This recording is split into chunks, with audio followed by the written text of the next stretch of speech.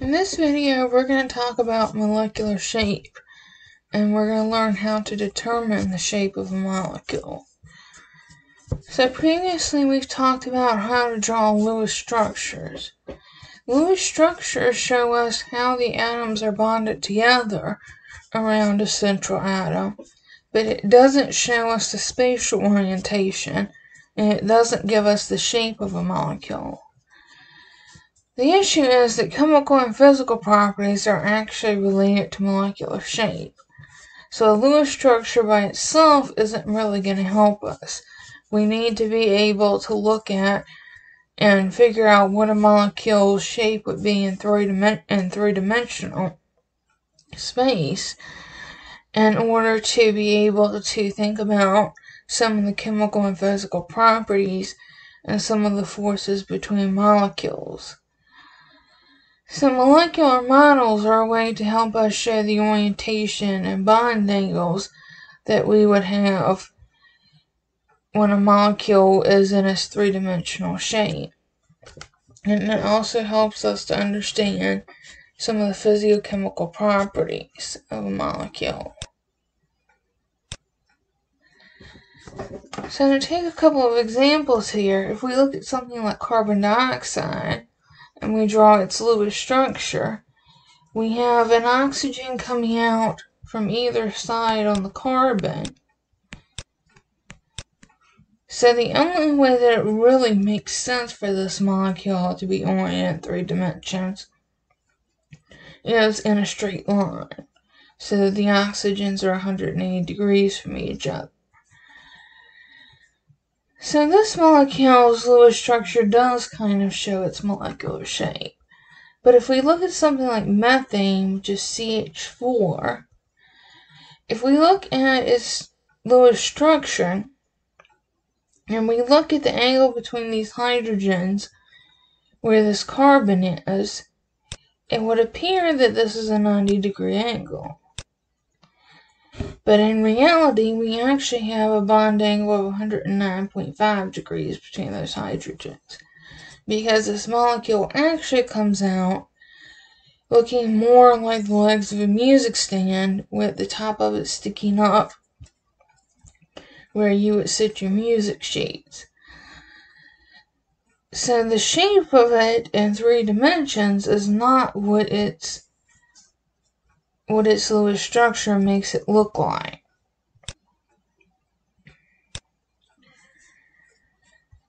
The bond angle is defined as the angle between the lines that join 2 atoms to the center of the 3rd atom.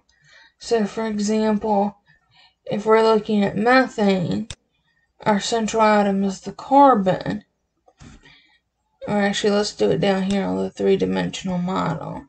So this is our center carbon. So the angle between these 2 lines here is our bond angle.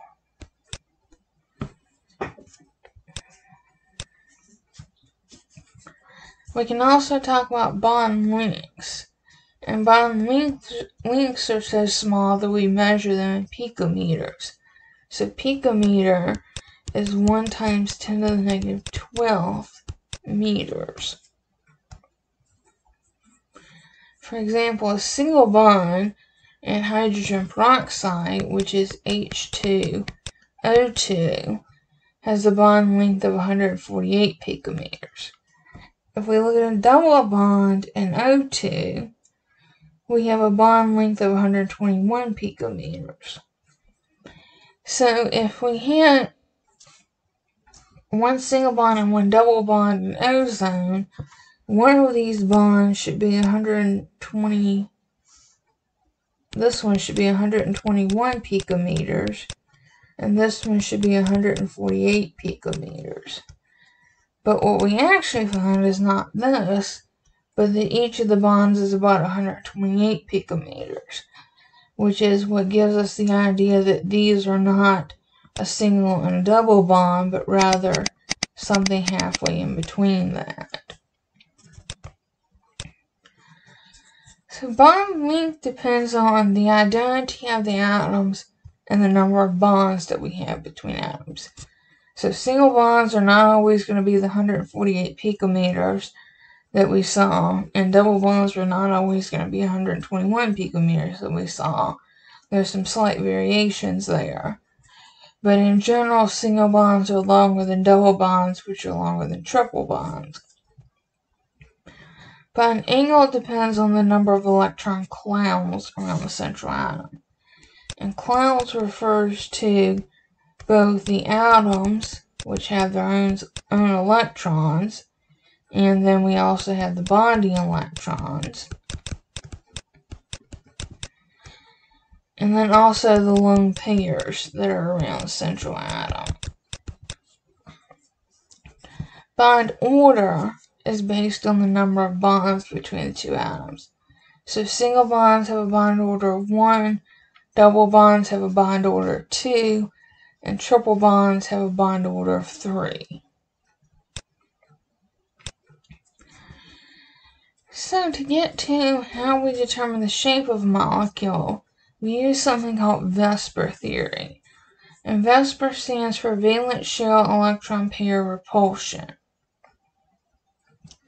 So VSEPR is a model that predicts the arrangement of the valence electron pairs around a central atom by minimizing repulsion in order to give us the lowest energy orientation. So we want to minimize that electron-electron repulsion. Remember, electrons are negative particles. So if you put a bunch of them in a very close space, they're going to repel each other. So we want to arrange both the bonding electrons and the lone pairs around the central atom in a way that minimizes that electron repulsion to give us a lower energy orientation. So there's two different geometries actually that you'll see. One is the electron pair geometry. That's a three-dimensional arrangement of bonding electron pairs and lone pairs around a central atom. So the key part of this definition is that in an electron pair geometry, we consider both bonding electron pairs and lone pairs. In molecular geometry, we only look at the three-dimensional arrangement of the atoms. We don't worry about the lone pairs. So in the molecular geometry, we know the lone pairs are there, but we're just looking at the shape that the atoms form. So you will sometimes get a different answer if you look up electron pair geometry versus molecular geometry. So if you're giving the geometry of a molecule, you need to specify which one you're talking about.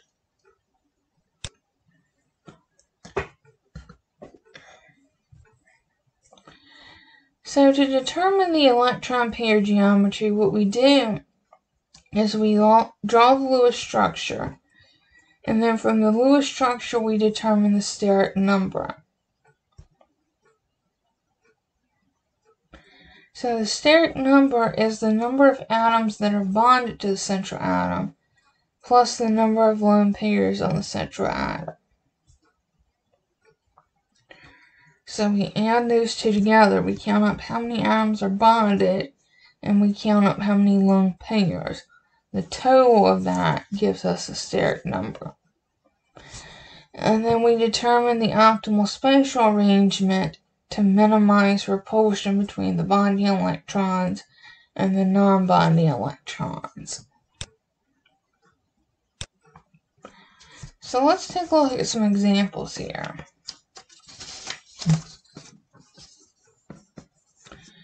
If we only have two charged clouds, for example, something like carbon dioxide or acetonitrile, which is HCN, we only have two things that are bonded to the central atom, and we don't have any lone pairs, so our steric number is 2.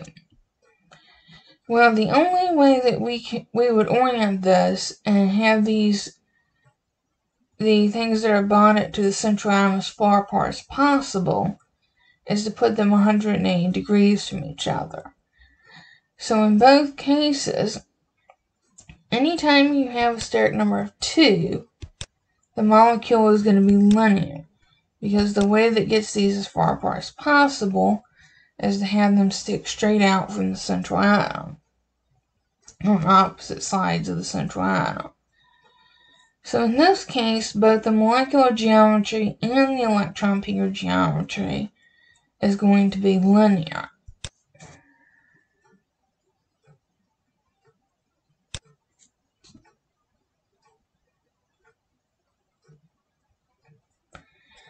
If we look at something that does have a lone pair on it, for example, we look at something like SO2, which has a steric number of 3, because we've got 2 things bonded to the central atom and 1 lone pair on it. So in this case, the molecular geometry is not going to be the same as the electron pair geometry, because we have this lone pair.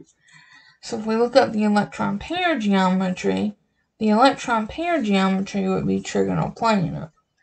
In the molecular geometry, we don't look at the shape, including the lone pair. We only look at the shape of the atoms and the conformation that they are in. So if we just look at the shape of the atoms, this molecule is bent. So electron pair geometry and molecular geometry are not going to be the same whenever you have a lone pair. If you don't have a lone pair, they may be the same. So the other thing we have to think about in atoms with lone pairs is that the bond angles are often slightly less than what we would predict. For example, if we look at something like SO2, there's 3 things bonded to the central atom. So if you think about a circle is 360 degrees. So you would think, well, you divide that by 3 because there's 3 things here, and you would have a bond angle of 120 degrees. Actually, the bond angle between these oxygens around the sulfur is actually slightly less than 120 degrees. The reason for that is the electron pair repulsion. The repulsion between the lone pairs and these bonding electrons is greater than the repulsion between the bonding electrons. So these bonding electrons here are kind of trapped in between the atoms that they're bonded between. Whereas this lone pair here, it has plenty of space up here. So what happens is that it pushes those bonding electrons down, and we get a slightly smaller bond angle there. So let's look at when we have a steric number 4. So if we look at something like ammonia, ammonia has 3 hydrogens bonded to the nitrogen and then a lone pair on it. If we look up its electron pair geometry, that's tetrahedral. But if we look up its molecular geometry, we're only looking at how the atoms are bonded, and we ignore that lone pair up there and just look at the shape that the atoms are forming. So we get a molecular geometry of trigonoplanar. As we increase the number of lone pairs, the bond angle between those atoms that are bonded tends to decrease. For example, if we look at something like water that also has a steric number of 4, if we look at ammonia, we had a bond angle of 107. If we go to something like water, now the bond angle between these 2 hydrogens is 104.5. The reason is that we now have 2 lone pairs, so that's going to push these bonding electrons even closer together. Now that we have 2 lone pairs, we have 4 things bonded. So our we have a steric number 4. We got 2 things bonded and 2 lone pairs. So we have an electron pair geometry that's tetrahedral. But ignoring those lone pairs up there, we have a molecular geometry that is bent. or sometimes that's also called angular. So this is a table that shows you the electron pair geometries and molecular geometries based on the steric number and based on the number of bonded atoms and lone pairs. So this is not the exact table that you'll be using. I will give you a table in class. You do not have to memorize these. You only have to be able to use the table. You will be given the table for quizzes and exams. So this table continues with a steric number 5 and a steric number 6. So let's take a look at a couple of examples here. We have H2CO. So first we have to draw the Lewis structure. So hydrogen has 1 valence electron and there are 2 hydrogens. Carbon has 4 valence electrons. Oxygen has 6. So that gives us a total of 2 coming from the hydrogens. Total of 4 valence electrons coming from the carbon and 6 valence electrons coming from the oxygen.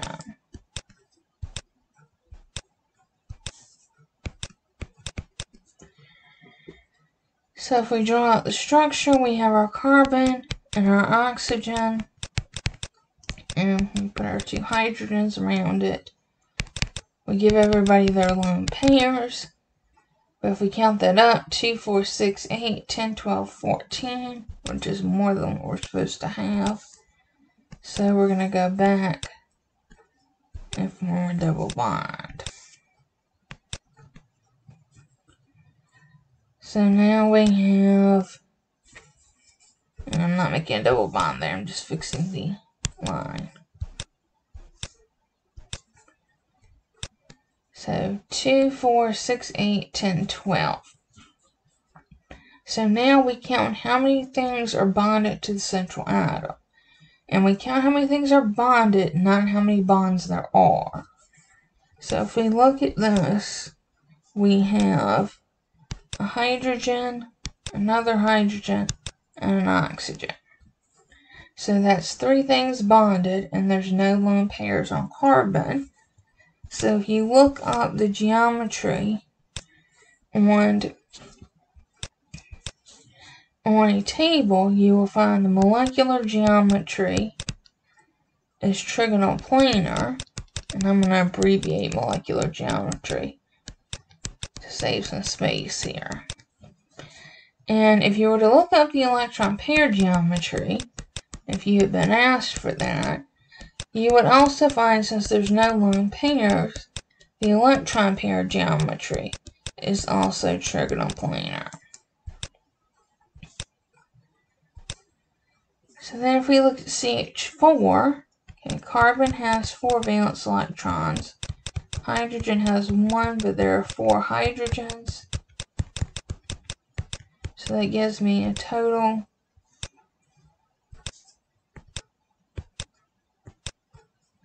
of 8 valence electrons in CH4. So I put my carbon in the center and my hydrogens around it. And that gives me the 8 valence electrons. So again, I'm going to look at how many things are bonded, not how many bonds there are. So I've got 1, 2, 3, 4 things that are bonded. So if I look up the molecular geometry on a table, the molecular geometry is tetrahedral.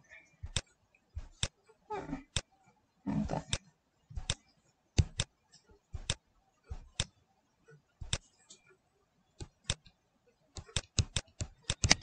And if the question asked you for electron pair geometry, because there's no lone pairs, you would also find